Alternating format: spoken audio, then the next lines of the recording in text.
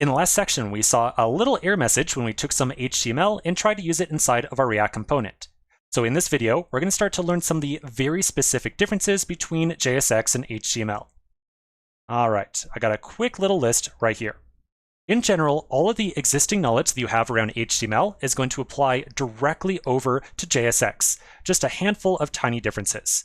The first difference I want you to be aware of is how we add custom styling to an individual element, as we currently are, or at least attempting to, on the button element right here.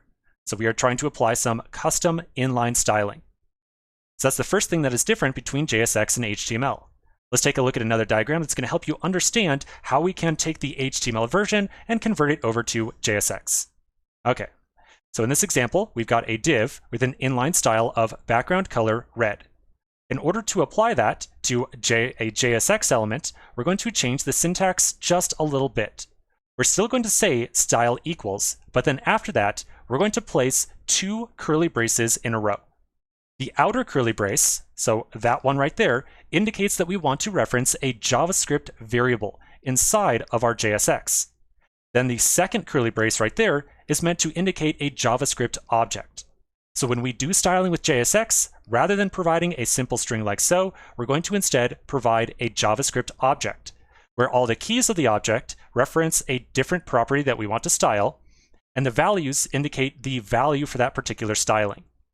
The only other thing that you need to be aware of is that if we ever are trying to apply a style property name, like say background-color, we're going to remove that dash and then capitalize the next letter over.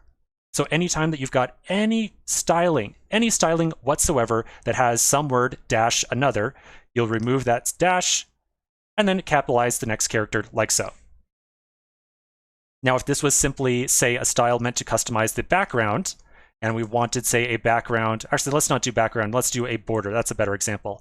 So if we did, say, like a border of 1 pix solid red like so, that would translate down here to simply border, and then inside of a string, 1 pix solid red. So in general, the conversion here is pretty straightforward. Just remove the double quotes, replace them with curly braces, and then if you ever have the kind of compound property name, remove the dash and do a capitalization. So with those rules in mind, I would love if you took a shot at updating the style on our button tag right here. I'm going to take a quick pause right here. I want you to take a look at the style property and try to convert it over to equivalent JSX. Now don't spend too much time on this because I haven't even really shown you a good example yet besides this little diagram over here. So just give it a quick shot. After you make a change, you can save this file and then flip back over to your React application and you want to see this error message go away. If you see a new error message, that's totally fine. We'll fix it up either way in the next video. So give it a shot and I'll see you in just a minute.